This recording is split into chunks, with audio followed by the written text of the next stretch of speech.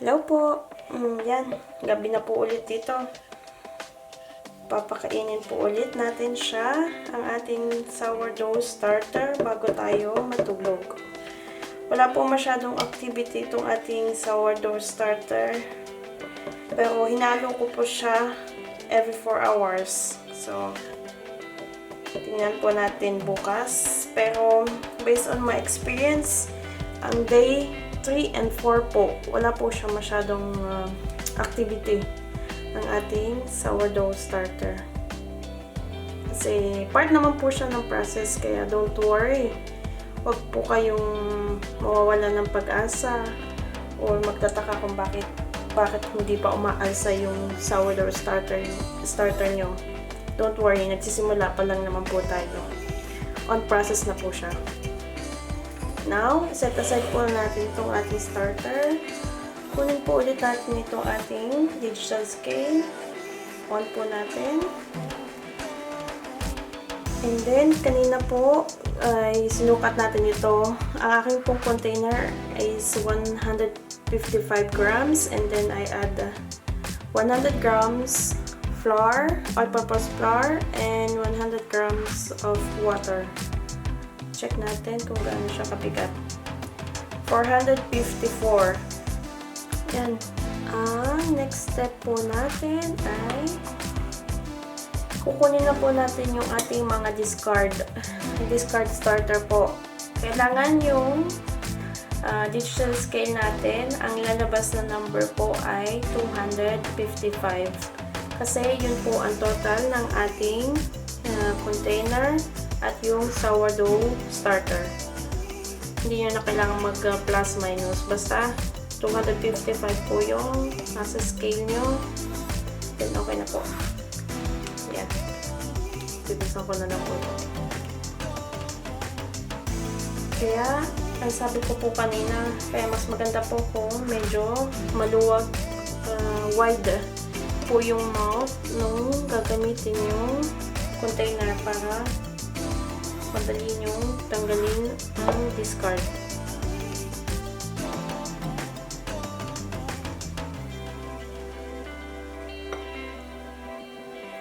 Yan.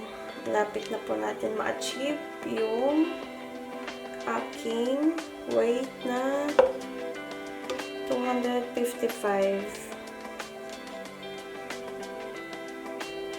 Ganito lang po yung process o procedure ng pagpapakain ng sourdough starter. Dinidiscard po natin yung almost 80% pa yun.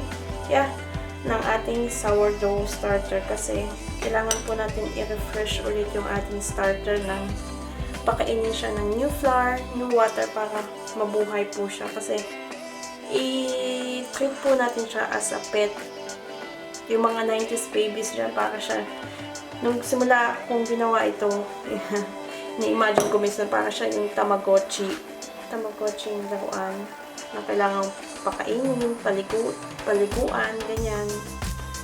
Kailangan niya ng care and love.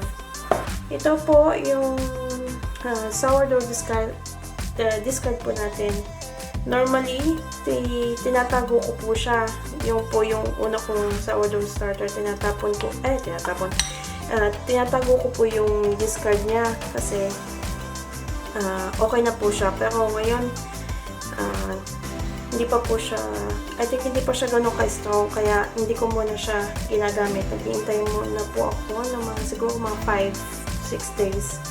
Yun, tinatago ko na po yung discard. Pwede na siyang gamitin sa pancakes, sa banana bread, at sa iba pa pong recipes. I-share ko din po yung recipe sa inyo. Okay. Uy, it's 250. I need to have 255. Kaya, maganda po talaga kapag sinusulat natin sa papel ang ating number para kahit ma-distract tayo ay maaalala natin yung way nitong ating sourdough starter. Yan. Okay na po. Yan. turn off po ulit natin. And then on. Then, mag-a-add po tayo ng 100 grams ng all-purpose flour.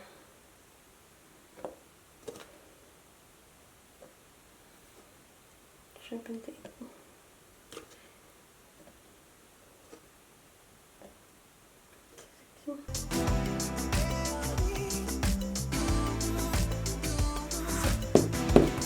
then, 100 grams po na water. So, 200 po yung lalabas.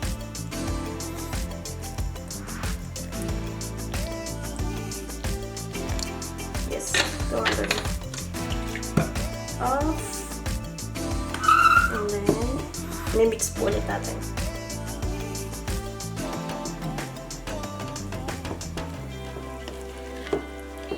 Pasensya na po, medyo napahaba itong video ko for sourdough starter ngayong day 3 kasi gusto ko pong ipakita lahat kung paano ko pinapakain itong aking sourdough starter. Yan. Ganyan lang po ang process. Bukas ganito lang din po yung process natin pero ipapakita ko pa din po kung paano. Pero mabilis na lang po yung video bukas. Hindi ko na po kailangan i-explain. Isusulat ko na lang po sa text. And pasensya na din po dun sa video ko kahapon, sa day 2. Medyo napalakas po yung music. Nakalimutan ko hinaan. Kaya, today, pag in-edit ko po itong video, alaala ko po yun. Tingnan ko po ang aking music.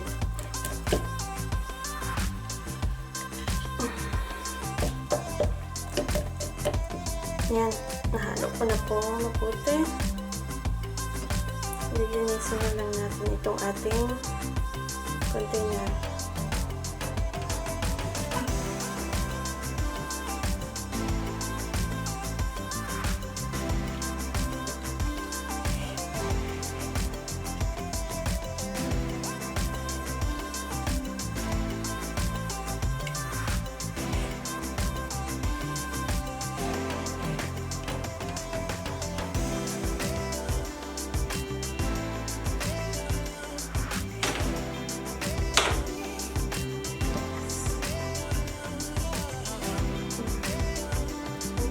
Use also some wet kitchen paper kasi mahirap na itong tanggalin kapag sobrang tumigas na siya.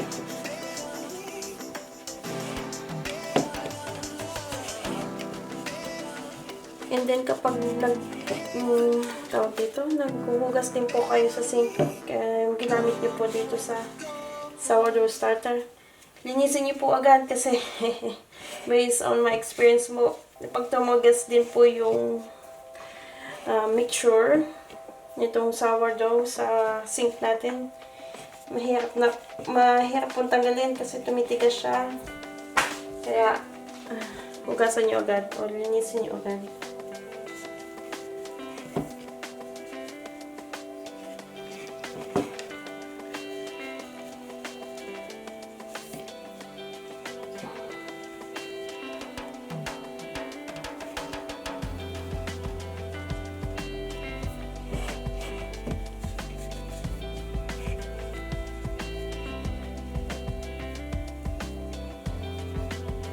Yan. Okay na yan.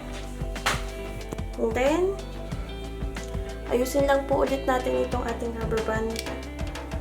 Okay. Pantay lang po ulit natin sa level nitong ating sourdough.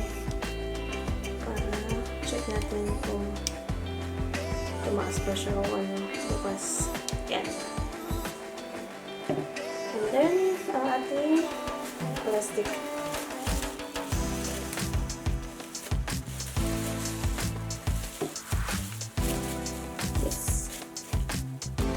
And then, note po ulit tayo. Second feeding, 9, PM. Same hydration level.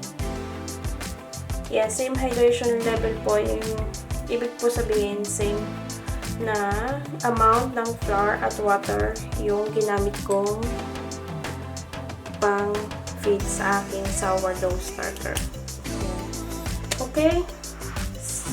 Tatago ko po ulit siya sa loob ng aking microwave. And see you po again bukas. I-upload ko na po itong video. Okay, thank you po.